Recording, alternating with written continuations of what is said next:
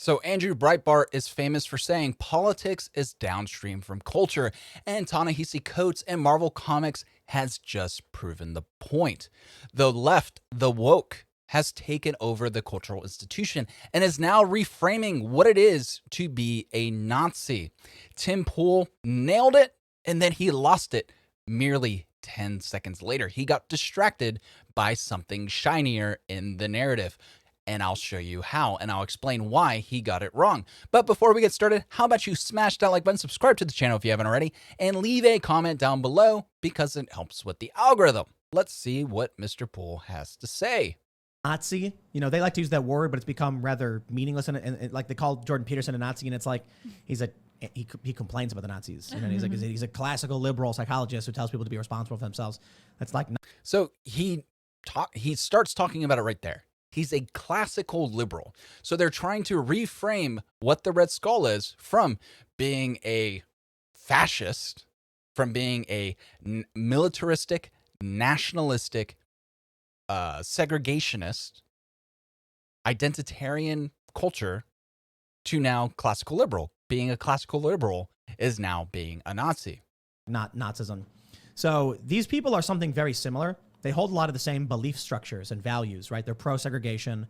They, like Ibram X. Kendi, for instance, said, the only solution to past discrimination is present discrimination, which is like identitarianism, which overlaps greatly with the Nazi ideology.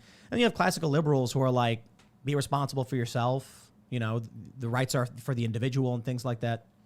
They're trying to villainize those who believe in freedom and liberty because they're authoritarians. It's like, and they want people to bow to their cult.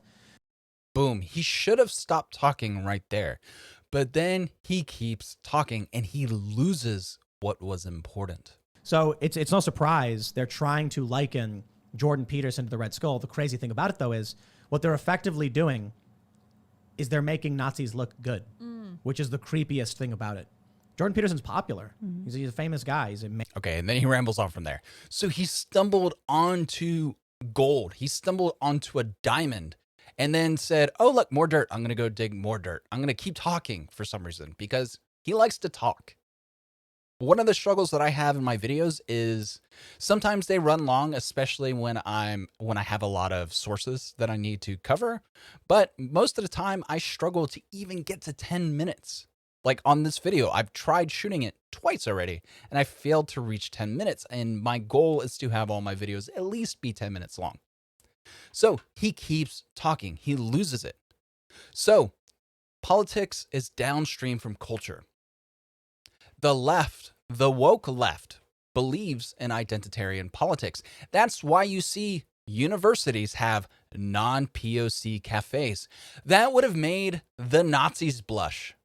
That's like a Nazi's wet dream. Just 20 years ago, if you had Nazis in the United States, if you had Klansmen in the United States, have a restaurant, have a cafe, and if they were able to put a sign that said, no POCs allowed, they would have done it. But they didn't have the cultural power.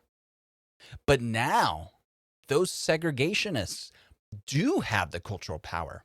And they recognize that if they're called Nazis because they're acting in a Nazi-esque way, that won't look good. So since they control the power of culture, they control the pillars of culture within the United States, the art, education, entertainment, they control all the pillars of culture, media. They control all the pillars of culture within the United States. So they say, instead of being Nazism 2.0, let's just say that identitarian policies, that segregation is now, or in collectivism, is now American.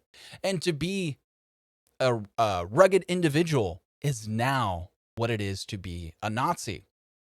50 years ago, to be a rugged individual, to build your company from scratch, from the ground up, like I did with my small business that I own, that used to be considered the American dream. You would come from another country, you would build a bodega in New York City, and you would succeed. That was the American dream. And now that is seen as Nazism. that sort of individualistic approach to life, wanting to be self-sufficient, not wanting to have to suckle at the teat of government. That is Nazism, and it makes no sense if you know anything about what Nazis actually were. But considering that 25% of Americans' youth have no idea what the Holocaust even was, you can now see why it's so easy to relabel what it is to be a Nazi. Jumping over to the comic book. So let me guess, your brother, he disappears into the internet. And when he comes back out, he can't stop talking about his new theory of the world. And that theory comes from one man, the Red Skull. Yeah, he did. It's the same for all of them. Young men, weak, looking for purpose. I found the flag, you found the badge. So Captain America kind of nailed it. Young men, weak, looking for purpose.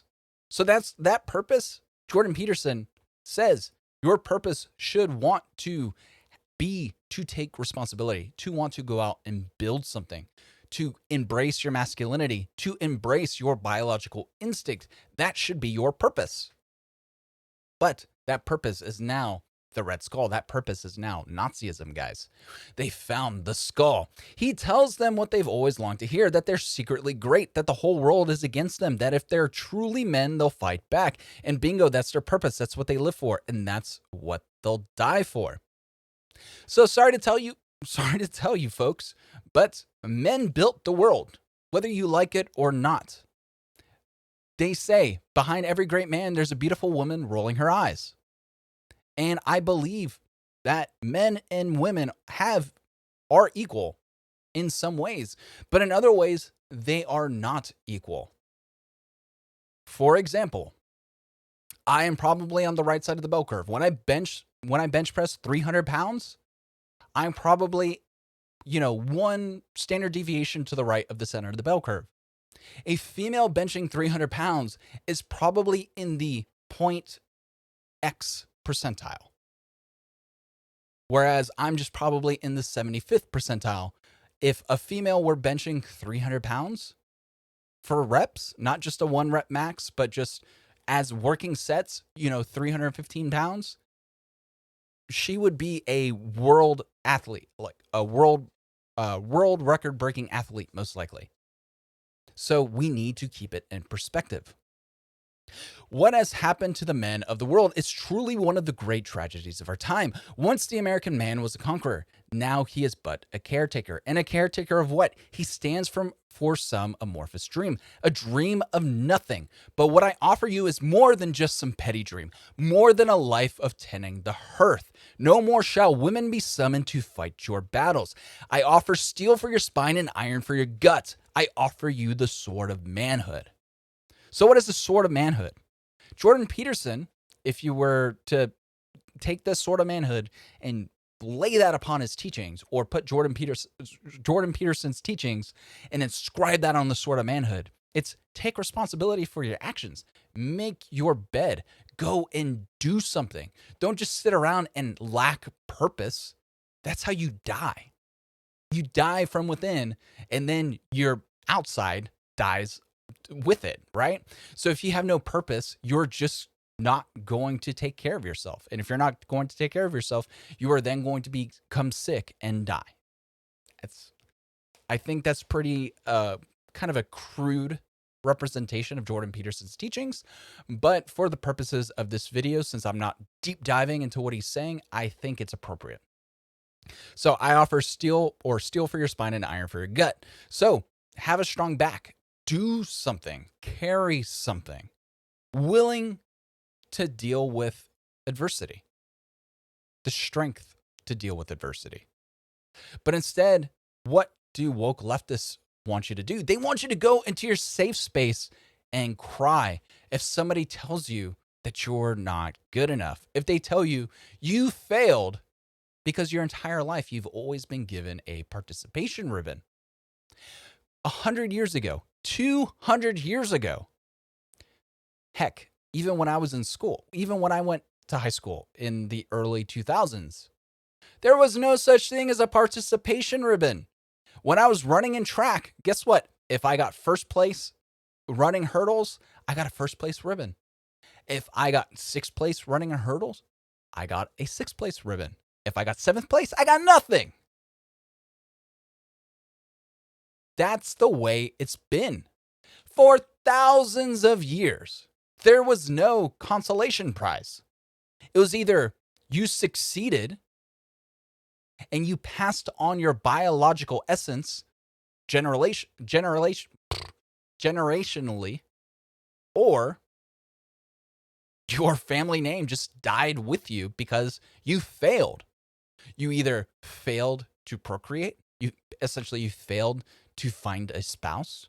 That biological urge to court a woman to have and establish a family so they can pass down your family name, so they can pass on your DNA. That is a biological instinct in humans. There is no participation trophy in life if you don't pass on your DNA. There is no participation name being given to somebody else. And that's extremely important. But to say, well, you don't have to succeed, you'll have the government give you money. You don't have to build a business because the government will just pay you universal basic income. And if you believe that you need to build a business, that you need to have a house, that you need to have a car, that you need to have a family, that you should have a dog, as my dog is currently licking his feet right now, that is to be a Nazi. 100 years ago, that was the American dream. You had people come from all over the world into the United States to build some bodega in New York. Their dream was to have a business, start a family, or maintain their family if they all came as one unit, and pass that shop on generationally through the years. For some reason, I'm having a real hard time saying that word. But that was the American dream. And now that's Nazism, guys, because politics is downstream from culture.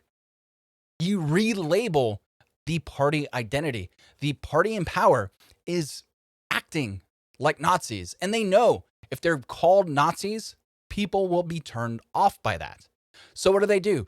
They now say they're fascistic tactics, right? They want the government and corporations to essentially control every aspect of your life. If you have anything to say that goes against the interests of the party in charge, they will destroy you socially, economically. They'll destroy your livelihood. They'll make it so you're radioactive, that nobody wants to be around you due to societal pressures. That seems an awful lot like the way the Nazis behaved back in the 30s and 40s. But guys, that's not Nazism. That's just the American dream. The American dream is now suckling at the teat of the government. It is now wanting participation ribbons. It is now wanting consolation prizes. It's now not wanting to do anything with yourself. It is now being told that, hey, maybe you should go to the gym. Maybe you should take some self-responsibility. Hey, you would be healthier if you were fit, if you went and had a stroll in the park. Disconnect from the internet for a little while. Stop drinking soda and drink water instead. Stop eating McDonald's and just make a sandwich. But that, guys, that sort of individualistic thinking, that sort of having to take responsibility for yourself and your own actions is Nazism. So you had Frank Luntz on Twitter say, I've lost 60 pounds and I can't do it anymore because I would rather deal with people making fun of me for being fat than being hungry. Well, dude, are you really hungry? Because you've lost 60 pounds and you're still overweight. So are you hungry because your body is thinking that, hey, I am currently in a state of where I'm losing weight, so I am hungry? Where my equilibrium weight is far heavier than it should be. If he's lost 60 pounds and he's still too heavy, he was the problem. And my issue with that is it doesn't only affect him. And this is, I guess, what makes me a follower of the Red Skull in this comic book. He, of course, didn't reply to me because I'm a nobody on Twitter, but I said, "You're the reason why my health insurance is so expensive. I go to the gym 6 times a week. When I do leg days, I'm throwing up in the trash can because my body is just rejecting what I'm doing to it. Because I'm one of those, if you train harder than you have to fight, then you can deal with any fight that comes your way. If I can run 10 miles, I can't run 10 miles anymore. But when I was able to run 10 miles, I knew that if I had to run for 1 mile with 80 pounds on my back in Afghanistan, guess what? I knew I could do it. So I trained harder than I believed I would ever have to fight. And that's the way I'm treating myself now. I dealt with a bout of depression. I dealt with my own form of an existential crisis when I was medically retired from the military. I had no idea what I was going to do with myself. So I fell into the whole Captain America trap. I fell into not into the woke culture, but as to the, well, what's society going to do for me? And it took essentially me just kind of waking up one day going, well, no one's going to hand me anything. No one's going to do anything for me. I have to do it myself. So it was a pretty dark couple of months. And I'm far happier now taking responsibility for myself. I started a small business. It's doing well. I'm doing better than I did while in the military. And I'm working maybe 15 hours a week, which is pretty great. You know, I was a non-commissioned officer in the military and was medically retired after nearly 10 years.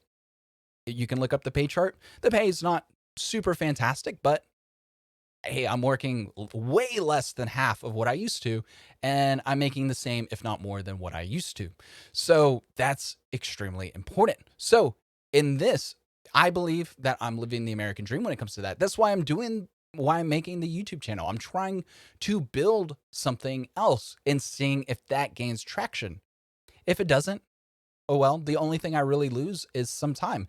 I've already had photography equipment. I had a lot of this audio gear. Yeah, sure, I bought an audio interface or the Rodecaster, but you know, it's just money. My dad, when I was a little kid, he said, "What's the point of making a lot of money if you never spend it?"